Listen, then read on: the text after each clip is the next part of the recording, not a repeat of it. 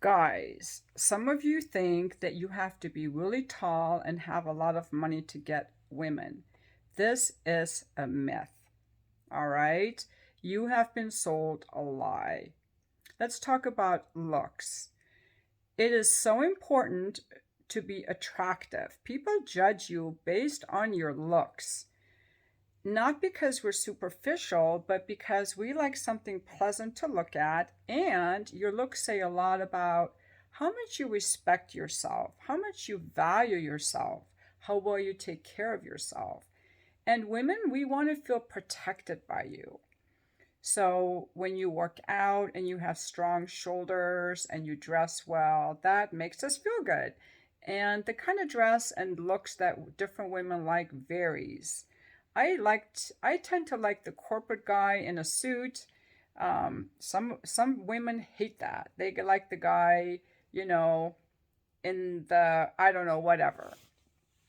So, regardless of your height, you can maximize your looks. I remember years ago, I was hooking up with this guy who was 5'8". He was so cute and he was so great in bed. Um, so, you don't have to be tall, just work with what you've got. There was there's a gentleman on YouTube who's a heavy guy who teaches men how to dress, and he wears suits and suspenders, and he's short and fat, and he gets women all the time. And it's about owning who you are, owning your look, putting your best foot forward. That's I think that helps a lot. You might get a woman without it, but it definitely helps. Okay, you don't need six-pack abs, but strong shoulders and properly fitted clothing go a long way to make you more attractive to women. And of course, the more women are attracted to you, the better chances you have. And when you're physically fit and strong, it boosts your testosterone, your well being, your health, your heart, your lungs, and you will benefit, woman or not. Number two, men seem to think that women need a lot of money. Someone left a comment on one of the videos yesterday saying, "I know women want a guy who makes at least $100,000 a year." I think less than 5% of Americans make over $100,000 a year, yet more than 5% of men are married. Therefore, we know it's not about the money, and we also know that many women are dating guys in college who are broke as fuck. All right? So, what is it about money? I'll tell you two things about the money. Number one, we have women who are superficial bitches and gold diggers. They will get with a guy with money just to have money. They're gold diggers, superficial gold diggers. And if you're a man watching my videos, my guess is that is not a woman you want. You want a woman who loves you and hungers for you and desires you. Now, the second thing about money, and this isn't just me, this is also what I've read from evolutionary psychologists, that if you ask a woman, do you want this plumber or electrician who makes 60,000 a year, or do you want this guy who's won the lottery who's got millions of dollars? Most women don't want the lottery guy who's got nothing going on. The money is the money is shows your inner qualities of discipline, courage, ambition, confidence, going after what you want, focus, direction. That's what money represents. It shows that you're a man who makes things happen, and that is very attractive to a woman. It shows that you can provision, that you can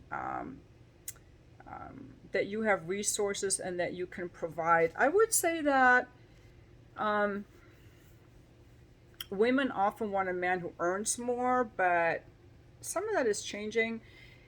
I personally, if you gave me a choice between a guy who is making $40,000 a year, who is still in college and he's working part-time, or he's starting his own business and he's really going after it and he's got good energy, versus the guy that's, making $500,000 a year and he's retired, just golfing, or he's won the lottery. I would choose the guy with the less money. And I think a lot of women would. Because there's something about a man with ambition that we feel like even if he loses all of his money, he can start over. There's something about his energy that we want. Okay? So, let's see, that has to do with looks, money. I'm going to throw a third one into this video.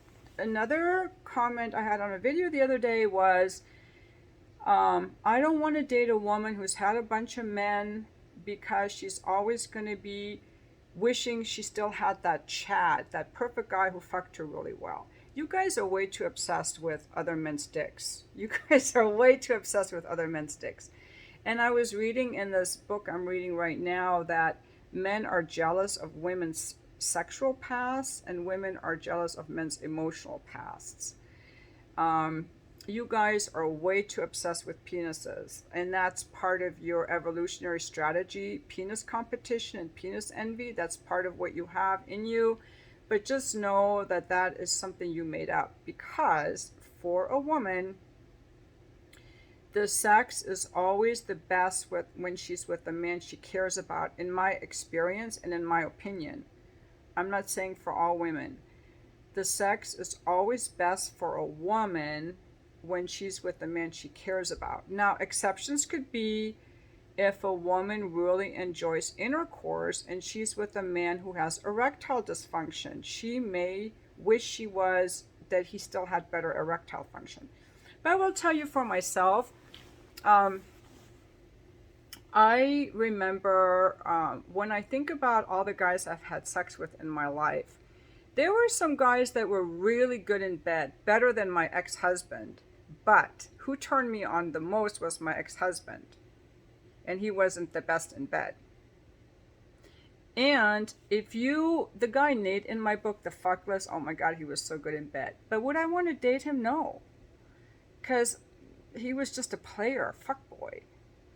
So I look at the whole package. I will say that there was one thing, when I was married, there were some things I did think about with another man I had before I was married, but that's because my ex-husband was always a no to everything. And he wouldn't let me do certain things or be in a certain position that I wanted. I'll just be upfront. He wouldn't let me get on top. And the nice thing about being on top is the man can put his arms around me and hold me and grab me, and my ex-husband didn't ever let me be on top.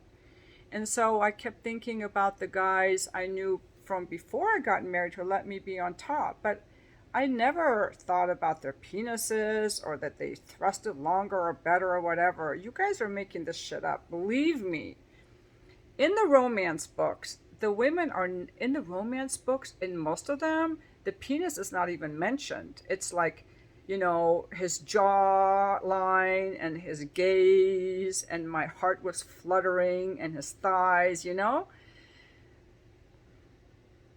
I think that a woman may be more apt to think about how she felt about a man rather than the way he had sex with her. So this whole idea of, she fucked all these chads and now I'm just the leftover is, I can't relate to that.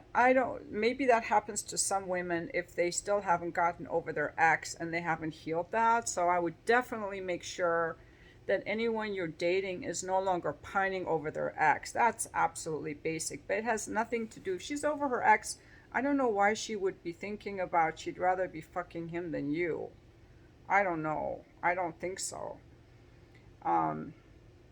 Likewise, me as a woman, I'm dating some guy. I'm not going to be worried about whether he's still in love with his ex or was her pussy tighter? Did she squirt and I don't squirt? The same thing goes for me though, as a woman. Like, I think about that, because men are very sexual and I don't have multiple orgasms. So a guy telling me, oh yeah, my ex squirted and she had multiple orgasms and she comes from penetration and she loves Greek. I would be like, okay, you know what? I don't think I want to date you because I can't give you all that stuff and I don't want to feel inadequate. So maybe I get what you guys are saying because I would be like, if that's that important to you, I don't think this is going to work. I want a guy who loves fucking me because he loves fucking me, not because I'm, provide these certain physical, like I'm a mannequin, performance mannequin.